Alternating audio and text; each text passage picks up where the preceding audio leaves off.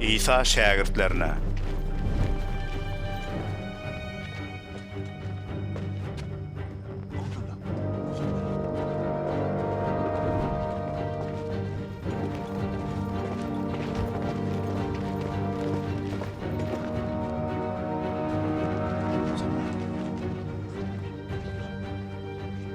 Sizin hemmäňiz menden el çekersiňiz.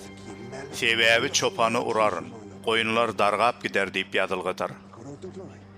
Emma men direlenimden soň sizden öň Jelile bararyn, diýdi. Petrus oňa: Hemmeler senden ýüz öwürse de men beýletmerin, diýdi. İsa oňa: Saňa dogrusyny aýdýaryn.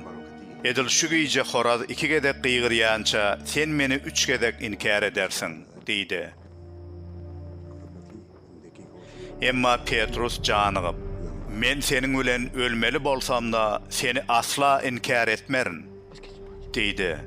Şägirtlerin hemmesi de şeýle diýdiler.